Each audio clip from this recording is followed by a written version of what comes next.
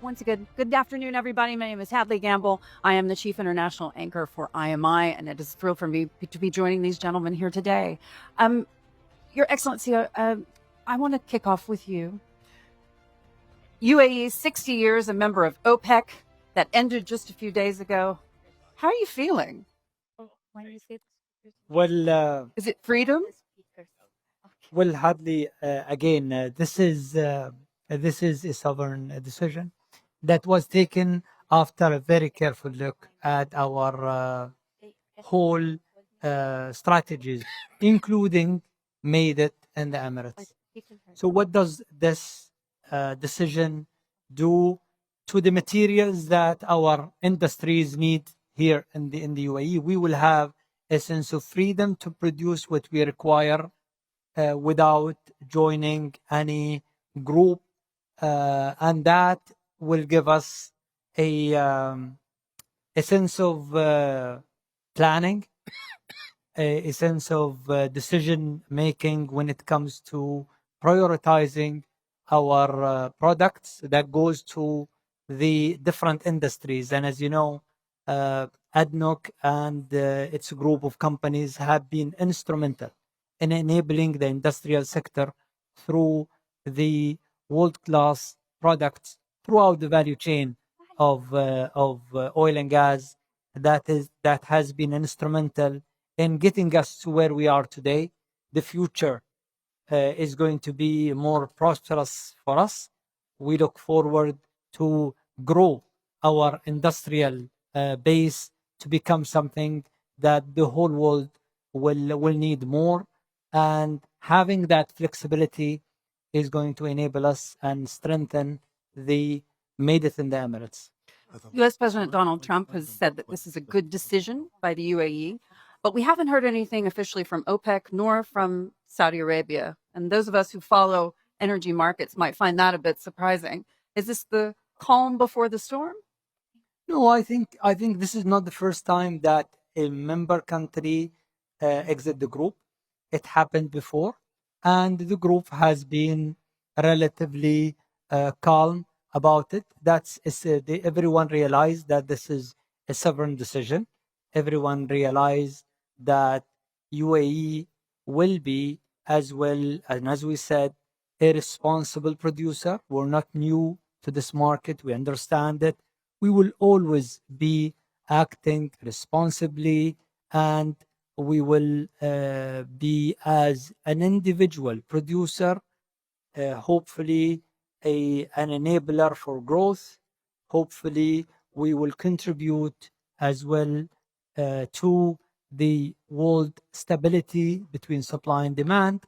And I'm confident that we will be working with so many nations, including the members of OPEC and OPEC Plus, but bilaterally rather than as part of a group. So you left on good terms. We left on a good term, and as I said, we are a responsible producer, and we have investors here. We're dealing with many of the world-class industrial countries that are dependent on us, and we owe it to those partners who elected to invest in the UAE to produce what the world requires without restrictions, with collaboration, of course, with the all other producers. And we will gauge our engagements based on the requirements of the market, as well as based on what we need to produce for our local industries here in the Emirates. Tell me this, Iran isn't going away. And, as we've heard earlier this morning from Dr. Sultan, the best way to protect yourself is to plan ahead. In your mind, what is the best case scenario? Well, the best case scenario that no one should be allowed to control the Strait of Hormuz, period. That is the best case scenario. And we're hoping that the whole world will realize the impact of that a one single country or one single group of I don't want to call them names, but that group definitely is not structured nor looking at the future of the world, nor looking at the impact to the poor people in all over the world who are dependent on these commodities. The shock in the market is something that is impacting the poor nations. The shock in the energy is impacting the consumers. And it's not just something that is impacting the Gulf states or us in the UAE. So that's the best case scenario. No one should be allowed to control the Strait of Hormuz. And finally, do you still have confidence that Donald Trump will be able to solve this issue? We have a great relationship with the United States, with President Trump. I think the United States and many other countries are trying to ensure that the control of the Strait of Hormuz is kept outside the hands of this group that has been terrorizing civilians all over the Gulf states and other nations as well. Your Excellency Benani, I want to ask you specifically about the defense case for the UAE. In your mind, is the UAE prepared to defend itself? It's not, well, I think UAE have defended itself. We're so proud, not only us as nationals, but everyone who lived among us. Everyone who lived here in this country, practicing their usual, going to restaurants, going to cinemas, going to work, have seen the capabilities of our heroes at the armed forces. We did defend ourselves. And UAE has a history, even before the formation of the country, of defending itself. We're tough when it comes to defending our families and whoever lives with us. So I have no doubt of our capabilities, but those capabilities, we made it in the Emirates, will go to the next level. We need to go to the next level. Speaking of going to the next level, talking about the defense capability, in terms of what's designed and produced here at home, in your mind, how quickly are we going to see a ramp up in production? It's interesting, when Edge was created around 6.5 years ago, there were some doubters outside that felt, yeah, maybe this is just a cosmetic activity. We will continue to buy everything from outside. The real defense capabilities will come from outside, and local capabilities will be just an accessory on the side. I think I'm proudly saying that during the last war, like no other time, the local defense industrial capability truly proved its worth during this war. A critical part of the defense of the UAE was defended using UAE national products produced in the UAE, developed in the UAE, and they played a pivotal part in the defense of the entire network here of the UAE. So this is a clear demonstration that we are able to develop, we're able to produce, and we're able to show its worth during the time that matters. And I think with the current war, whatever work we were doing before is going to be 100x in the coming period in terms of accelerating further our capability, accelerating further what we do. And I think no one likes war, but I think it was a great example of showing what truly the local capabilities are during this war. Tell me about that in terms of the numbers, in terms of that production and that capability. What specific areas? So let's use a relevant example that we all understand. UAE was targeted with missiles and drones, and a large quantity of drones. 1,000 plus drones came to the country, way more than anyone else. 85% of these drones were tackled through the jammers developed and produced in the UAE. So this is a significant number of the attack that came in the UAE were neutralized using UAE technology. This is one example among many. Other examples of what we were able to do. Yes, we had products that we produced before the war that truly show. It's one thing for these products to be tried outside. It's another thing for these products to be used in defending the nation. It has a different lens to it. Other products were also used in various areas, including products that did not exist. And I think this is an interesting area. Before the war, day 0, certain products did not exist. Day 30, these products entered operation. Normally, these products would have taken us 2 years of development. They took 15 days of development and another 15 days to be used operationally. This shows that you now have true local national capabilities. It's not just a matter of, okay, we'll develop some things, but true national capabilities.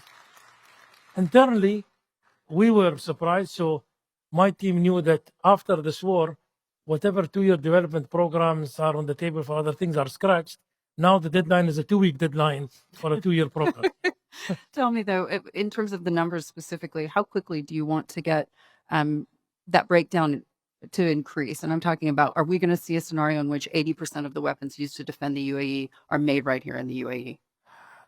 I think if you break the products to a number of categories, there is air defense capabilities, there is the general air force capabilities, the planes, and then there is the rest of the ecosystem, whether it's ships, whether it's guns, whether it's other ammunitions. I think today, as a player, we take a very reasonable share, except from fighters. We don't develop fighters yet. I think at the same time, when it comes to air defense, the soft kill air defense, the jammers that came in play, we are now fully self-sufficient as a country in that category. When it comes to the air defense area, between this year and next year, we'll start eating part of the missile air defense will become local UAE air defense. And I think over the next few years, we definitely have a determination that anything to do with air defense will be fully a UAE capability in that regard, produced in the UAE. So I don't think it's anymore whether it's if, I don't think it's anymore whether it's will. I think it's very clear what was done in the last few years, and whatever was done is now going to be 100x to grow and grow our capabilities. I know you were recently in the United States. You were meeting with various companies. I know you met with Elon Musk. Any insight in terms of the partnerships that you're working on? I would say stay tuned for a few interesting announcements. But let's give a small antidote in terms of where we are as a capability. It's one thing when you're developing something in the country and you're consumed locally because there is support to consume the local product. And that happens in every country. And people might say, well, if you're a local player and you're consumed locally, maybe there is some favoritism just to use your product instead of international. Although in defense, it doesn't really work that way. But let's take that for an argument. 6 years ago, when Edge was created, the companies that came together, the annual international booked orders for Edge was 2% 6 years ago, 6.5 years ago to be more accurate. 3 years ago was 25%. 2 years ago was 50%. Last year was 70%. It means the product developed in the UAE in an annual booked orders that we have, last year 70% was international orders. So this tells you where we sit today from a capability point of view and how determined are we to really excel in that domain and really defend the nation and become a key player in the global advanced tech space and defense. So we've heard energy security, we've heard defense capability, and I now want to talk about putting all of that money to work. And we talk about the foreign trade profile. In your mind, how is that going to evolve post-Iran war? First of all, we had an excellent growth in the last few years, and last year we outperformed as well. Although we had 12 days of attack last year and during the summer, which did not disturb the overall growth that we had. Last year, we exceeded $1 trillion with a growth of around 27%. The majority went toward the majority of the growth went toward the exports, and the exports to the countries which we signed CPAs with exceeded the expectations with a massive growth. The first quarter of this year was as well continuation of this outperforming performance. We had an excellent growth as well. Even with the whole disturbance, everyone thought that we're going to go to the minus.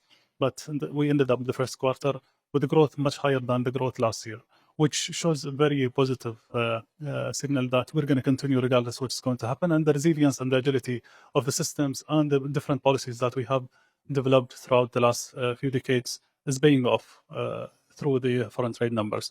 Now, trade is not about only the numbers. It's about supply chain. It's about industry. It's about ensuring the availability of commodities with reasonable prices in the country.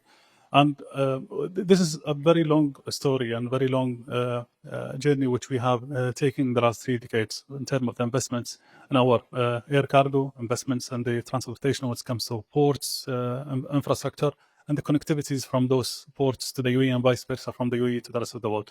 And as well the investments in the logistical railways and the roads and bridges which managed to reduce the consequences of the supply chain disturbance because of the attack against us.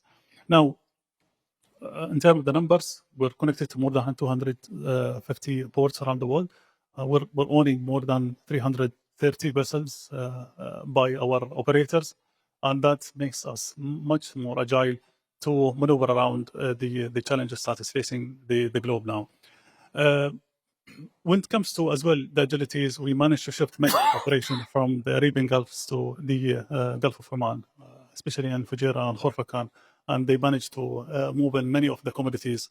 And guess what? As well, the airlines played a major role in reducing the consequences. The growth in some of the airlines were in above 30% in some of the cases, which means that we managed to shift and do that shift easily because of the readiness, as well as the taking different scenarios in daily operation, so to reduce the consequences of such incidents that we have. And global financial institutions are curious to know whether or not we're going to see sovereign wealth funds redirecting, if you will, some of those funds back into the UAE. Do you anticipate that will happen? Well, it's already happening, and it's a very long strategy policy that we have. We invest abroad, we build up the technology, we build up the know-how, and bring it to the country. And we have done it, and we have done it as well in the defense. Edge is one of the models, bringing those international partnerships to the country to build up certain sectors within the country. Now, moving forward, for sure, we're going to continue our international investments, but also we're going to have a huge investments internally, regardless it's going to be through the sovereign wealth funds or directly by the investment by the governments. But the infrastructure, the strategic projects, development projects are going to be a key priority for the country moving forward, and many projects will be announced very soon just to make sure that we're continuing the momentum and we're not going to be as well dependence in any countries. Do you anticipate we're going to see stimulus packages? We started with that, but the upcoming projects is going to be direct investments by the governments, different entities, regardless of federal or local, and that's going to as well boost the internal domestic public-private partnership. There were conversations obviously being had between the UAE and the United States about US dollar swaps. That was characterized by many in the media as a bailout. In your mind, how would you describe that? And also, if you would just kind of walk us through where you are in that conversation. Well, we had this discussion and conversation with many. It's part of an elite group that the US is having this swap policy with. They're having only with 5 countries: Canada, Europe, UK, Switzerland, and Japan. And being part of that means the transactions and the instant trade investments between both nations reach a level where that swap is highly needed to just make sure that we capture the second in our transaction. So it's an elite matter. It's not about bailing out any of the talks that we're seeing or hearing in the social media. And you've secured this line with the United Under States. discussion. Under discussion. Your Excellency, just to sort of walk us through this, what are your kind of biggest fears on the horizon? Is it the supply and demand question? Is it the idea that post-conflict we're going to see a price war? Where do you think that we're headed? No, I don't think. I think the biggest concern today is one, the security and of ships moving freely throughout all of those restricted straits all over the world. Everywhere it's given, except for the Strait of Hormuz, except of what Iran is trying to do. So that's a risk. Now that risk, since it happened, it had drawn the reserve or the strategic reserve inventories down. And that is the second concern. That needs refill. So in addition to bringing back enough production to the world, someone need to produce to fill up those strategic reserves.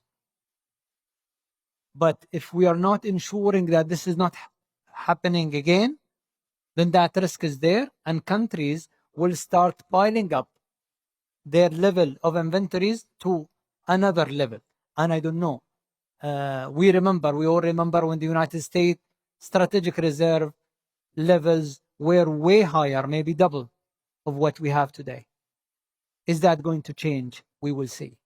That's why it's so important for countries like the United States, all of us here in the Gulf, that this strait is kept open without possibility that Iran is coming and or the Revolutionary Guard coming and blocking it again after time.